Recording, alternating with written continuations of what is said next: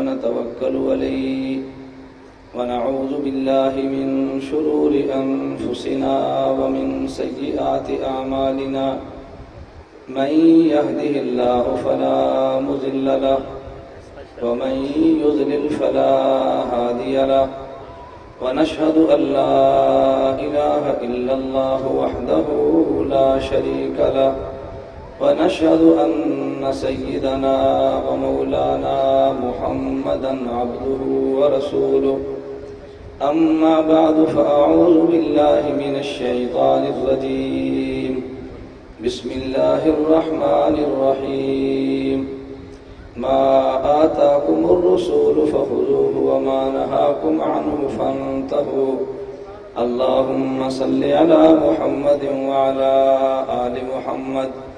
كما صليت على إبراهيم وعلى آل إبراهيم إنك حميد مجيد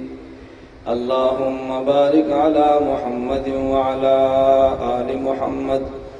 كما باركت على إبراهيم وعلى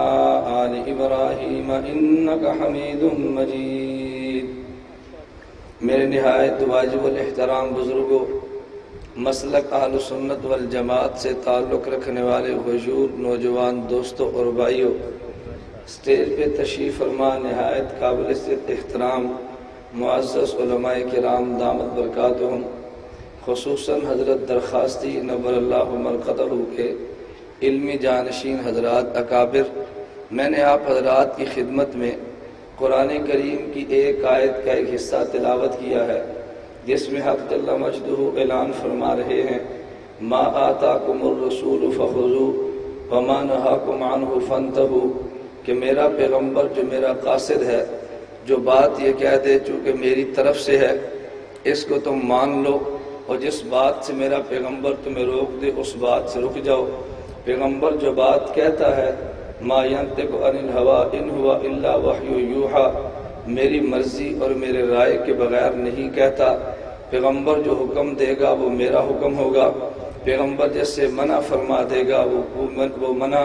میری طرف سے ہوگا۔ پیغمبر کے حکم کو میرا حکم سمجھو، اور پیغمبر کے منع کرنے اور نہیں کو میری طرف سے منع اور نہیں سمجھو۔ اللہ رب العزت نے پیغمبر کے امر اور پیغمبر کی نہیں پر مہر تصدیق ثبت فرما دی ہے، اس لیے اہل سنت والجماعت کا عقیدہ اور نظریہ یہ ہے حضرت آدم سے لے کے خاتم الانبیاء محمد عربی صلی اللہ علیہ وسلم تک جس قدر انبیاء علیہ السلام مبعوث ہوئے یہ تمام انبیاء علیہ السلام معصوم عن الخطا تھے۔ پیغمبر گناہ نہیں کر سکتا، خالق پیغمبر سے گناہ ہونے نہیں دیتا۔ پیغمبر کی جس قدر بات اللہ کو منظور ہو،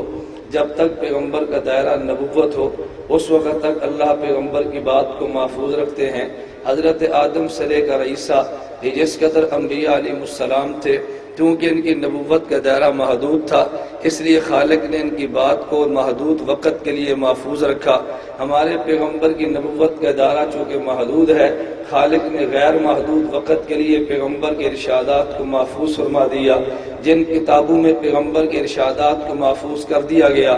ان کتابوں میں سے سب سے پہلا نمبر موطا امام مالک کا ہے، ان میں سے نمبر کتاب الآثار کا ہے، ان میں نمبر امام طحاوی کی طحاوی شریف کا بھی ہے، ان میں نمبر حضرت امام بخاری کی صحیح بخاری کا بھی ہے۔ جن کتب میں پیغمبر کے ارشادات کو محفوظ کر دیا گیا، جس طرح پیغمبر کے ارشاد کی قدر کرنا ضروری ہے اسی طرح ان کتب کا اہتمام کرنا بھی ضروری ہے، ان کا ادب کرنا بھی ضروری ہے کہ جن میں پیغمبر کے ارشادات اقوال اور تقاریر کو محفوظ کر دیا گیا، اور جن حضرات نے پیغمبر کے اقوال و اعمال کو محفوظ کیا ان کا ادب احترام کرنا بھی ضروری ہے۔ جہاں میرے اور آپ کے ذمہ ہے ہم پیغمبر کے ارشادات کو بیان کریں، جہاں میرے اور آپ کے ذمہ ہے پیغمبر کے ارشادات پہ عمل کریں، وہاں میرے اور آپ کے ذمہ ہے پیغمبر کی ذات کا تحفظ کریں، پیغمبر کے ارشادات کا تحفظ کرے، جن راویوں نے پیغمبر کے الفاظ کو آگے نقل کیا ان راویوں کا بھی تحفظ کرے، جن کتب میں پیغمبر کے ارشادات کو محفوظ کیا گیا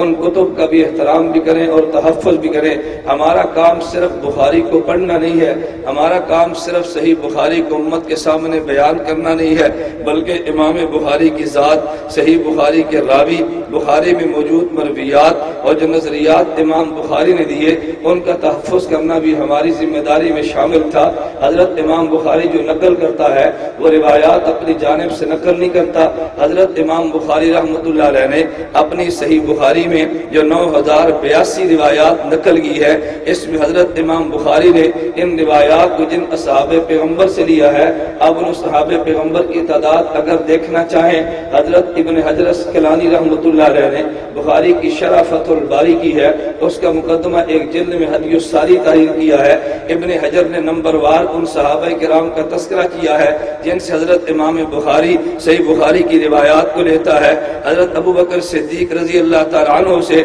امام بخاری نے صحیح بخاری میں 22 روایات کو لیا ہے۔ حضرت عمر بن خطاب رضی اللہ عنہ سے 40 روایات کو لیا ہے۔ حضرت عثمان بن عفان رضی اللہ عنہ سے 62 روایات کو لیا ہے۔ حضرت علی بن ابی طالب رضی اللہ عنہ سے 29 روایات کو لیا ہے۔ حضرت ام المومنین امی عائشہ رضی اللہ عنہ سے 72 روایات کو لیا ہے۔ حضرت عبداللہ بن مسعود رضی اللہ عنہ سے 85 روایات کو لیا ہے۔ حضرت عبداللہ بن عباس رضی اللہ عنہ سے 217 روایات کو لیا ہے۔ حضرت انس بن مالک رضی اللہ تعالیٰ عنہ سے 268 روایات کو لیا ہے۔ حضرت عبداللہ بن عمر رضی اللہ تعالیٰ عنہما سے حضرت امام بخاری نے صحیح بخاری میں 270 روایات کو لیا ہے۔ حضرت امام بخاری جن صحابہ سے روایت نقل کرتا ہے ان میں 29 صحابہ کرام وہ تھے جو حضرت امام ابو حنیفہ کے شہر کوفہ کے رہنے والے تھے۔ حضرت امام بخاری جن راویوں سے روایات کو لیتا ہے ان میں نمبر اول کا راوی حضرت ابو بکر صدیق ہے، ان میں دوسرے درجے کا راوی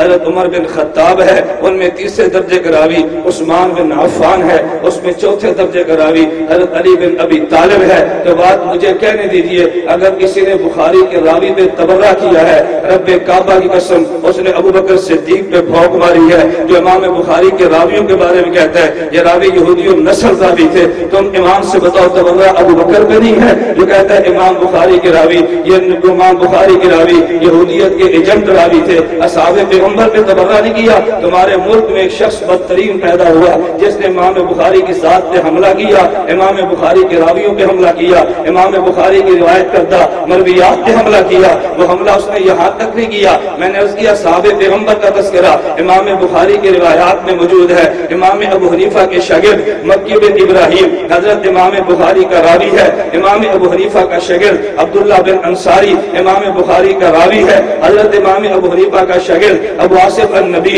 امام بخاری کا راوی ہے۔ حضرت امام بخاری جن سے روایات لیتا ہے اصحاب پیغمبر ہیں، جن سے روایات لیتا ہے اصحاب